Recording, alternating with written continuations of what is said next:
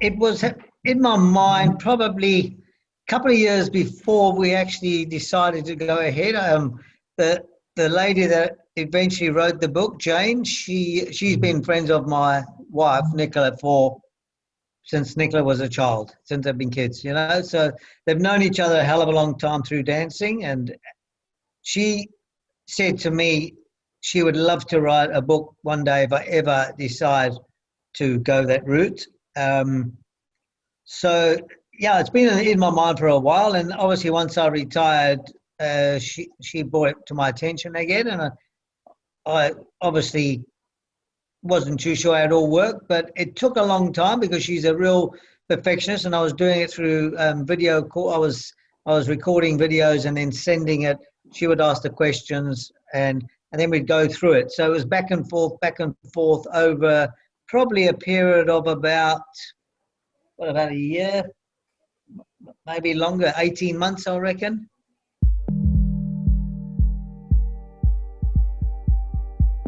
I honestly said it as it was. I didn't hide nothing of my career. It's as I've written it. Is pretty much, obviously you might leave out some things that you think aren't entertaining or people aren't going to be interested in. But there's a lot of stories. It's not all about my racing. I didn't because I knew I was going to sell it not just to South Africa. I wanted to sell it around the world.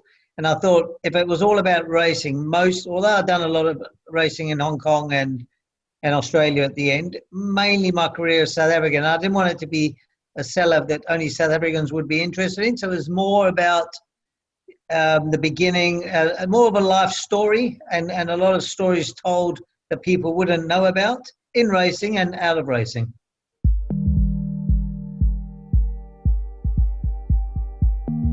No. Honestly, we had it well planned out from the beginning.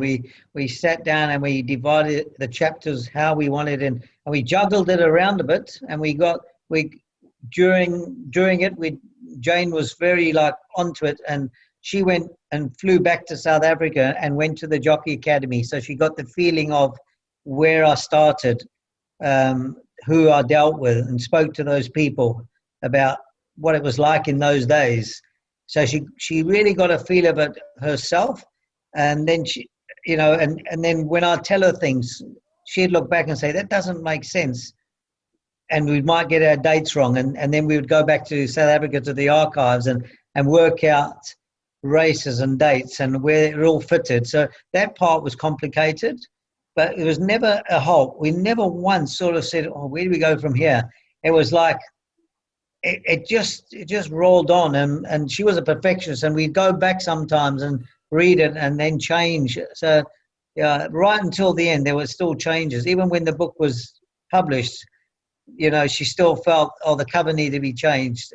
She wasn't 100% satisfied. So she wanted it. She's very proud of it, Jane, and she spent she works hard as it is. She's got just a normal job to pay her bills, and the hours she spent on weekends and didn't have a life outside of her work. I just take my hat off to her, and that's why I wanted her to do it, because I knew it would mean more to her than it does to me. This book, it wasn't just somebody fishing to write a story about me. We're more than that. We're friends, and she was always going to be very proud of it,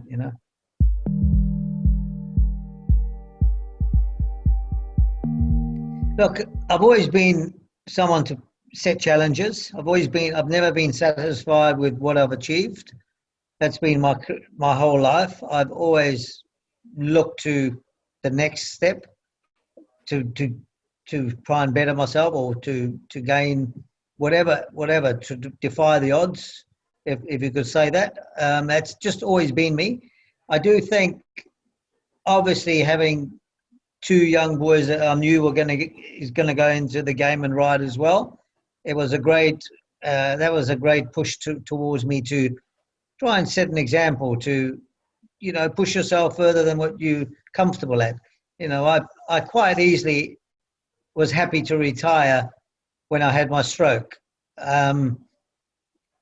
I thought I'd probably achieved everything possible to achieve in my career up till then.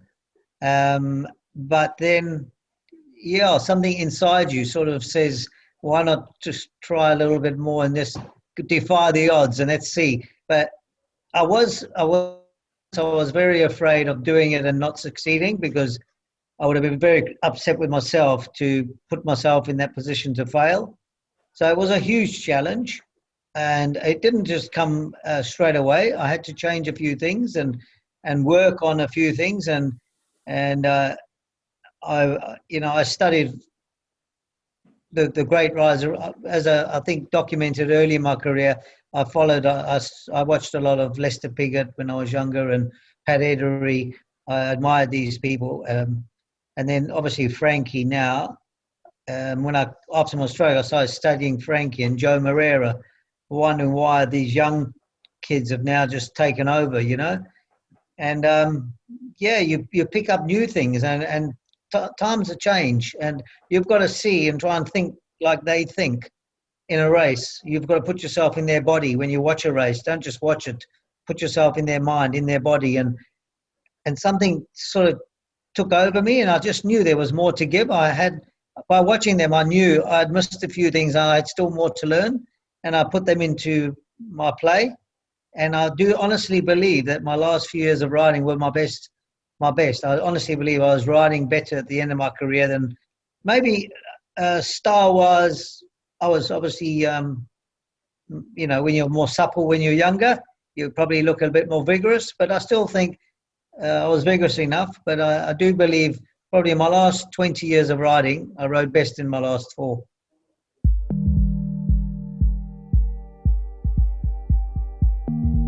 Yeah, look, Nicola is a very, very ambitious person. She's a go-getter herself. She's never happy just sort of cruising. She will always try and get the best out of herself, the best out of her children, and the best out of me. She's not one. But I must say, when I had my stroke, she was the one who didn't want me to come back. But one, for my health. Two, that you got nothing to prove. And if I did come back and didn't succeed, I think it would have hurt us more than it would have hurt me. But yeah, Nicola's always been there, pushed me when you get sometimes a bit complacent when you just think, God, what am I doing this for? What am I trying to prove, winning a Brisbane title? And she would always be there, like, you pushing you on. I think you need someone like that. It can be a pain up the arse at times. You think, God, just leave me alone. But when you look back, it's the reason why you push yourself. I think you've got someone there that really wants it as much as you do, maybe more. But it did push me.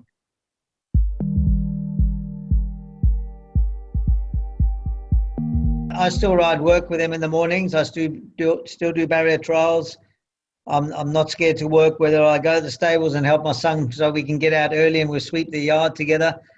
I want them to learn that it doesn't matter how good you are or what you've achieved. You're never good. You're never bigger than the game. You're only as good as yesterday. And you've always got to look ahead and improve yourself. Don't ever think you're good enough. Frankie Dettori, I'm sure, as you say, he went through some real lows, and he only got out of it because of who he is. He might have great natural ability, but that goes away unless you push yourself.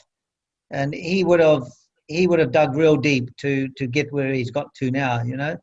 I see a lot of great jockeys at the end of their career fade away, and their style goes, and you feel a bit sad that they went out that way. So if you're going to go on, I reckon you go on with that incentive to better yourself right until you stop.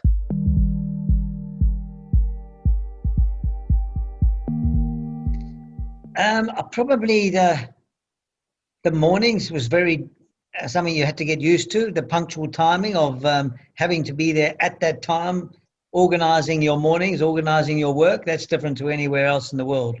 That was the first thing that grabbed me, is what time are you going to be here? And if I was 2 minutes late, the Marfoods would go mad because you messed up their morning. So yeah, you had to. Well, luckily I am a very punctual person, but yeah, that was something I got used to. And then obviously the living with your jockey opposition and trainers that you've ridden bad races for, and you're going to bump into them in the apartments and in the lifts, and it was terrible. You're watching a lift come down from, say, number 11, and it's David Ferraris, and you've just ridden a shocker for him, and whether it was him or whoever, and you think, oh my God, I'll let this one go, I'll get in the next one. It's very awkward living arrangements that we all have to deal with. And as much as I honestly did love it, lucky we had young children, and we had Preble's kids there at the same time, and Dougie, so there was a lot of kids around. So it was we were there at a good time where there was a lot to do, and we often had barbecues together. And I honestly loved my time in Hong Kong. I really did. The pressure, obviously, at my age, going back at 46 and riding till I was 50, was obviously very challenging. And as I wrote in my book, Mr. Kim Kelly called me in one day and said to me, like, you've got to change your way of riding, otherwise you're going to get yourself in trouble, And he actually probably, that little interview changed my whole way of thinking and riding. And at the time I thought, it didn't make sense to me that he wanted me from bad draws to be more positive and try and get the Hong Kong way and get the best position. I was dropping horses back so they'd run on and run third and fourth at 20-1, and the trainer would be happy and I'd keep the ride, And he said, no, that's not the way you ride here. He said, and the next day it was, we were riding at Happy Valley, and I had 2 rides and we were both drawn bad. And I thought, well, I've got to do what he's asked me. And I was positive about the barrier. And I thought, I'm going to get caught 3 wide. And I'm going to come back and say, thank you, Mr. Kelly. But both of them slotted into a good spot and they both won. And he came after me saying, and thank me for those winners. And that's what I'll say. You're never too old to learn.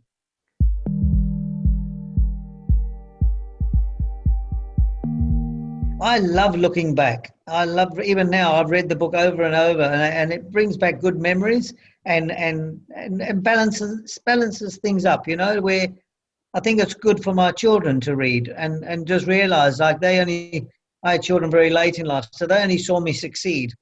They never saw me where I started. So I think it's great that they can read and realize it's not bad. We all go through bad runs and bad times.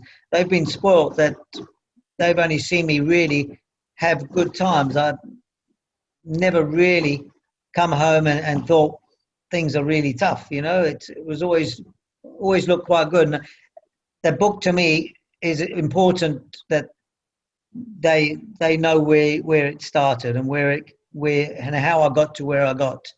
And, more about me before they came along, because, as I say, I only had children, the boys, in my later 30s. So it's great that they, for them, that was the main reason for my book, that I wanted to share it with them about my past. Also, it's like I'm from England and my relatives and all that. I was very close to my family in England. My parents and their cousins and their brothers and sisters, a lot of them have passed away now, but a lot of them are still alive. And they've missed my career, and they've all bought it. They're one of the first people to try and get it, and they've said after us, my gosh, we never realised we just thought, oh, you're Jeff Lloyd, the champion jockey, you've had a great life. They don't realise the difficulty it was to get there and the challenges, leaving home at a young age.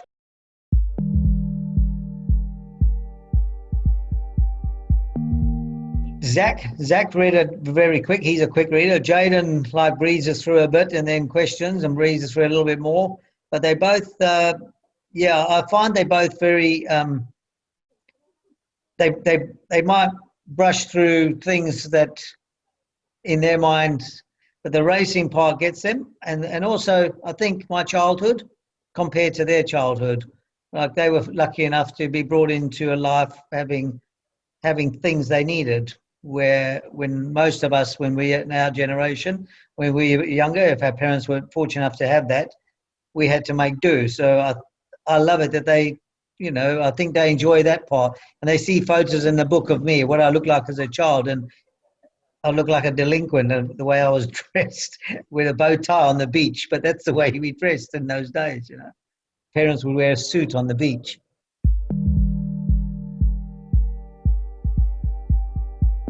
It's on most international online bookstores like Barnes and Noble, but most people seem to be getting it off Amazon. So Amazon offer the ebook, so you can buy it and read it on a tablet or on your Kindle.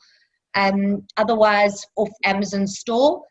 In Australia, you can get it off Shopify, which is Lloyd/racing.myshopify.com, and that then gets you a signed copy from Jeff, because that comes directly to us. In South Africa, it's off a company called Take a Lot. So they seem to be getting their orders out very quickly at the moment. So obviously there will be a shutdown over Christmas and New Year, but from next year it should be pretty easy to get hold of.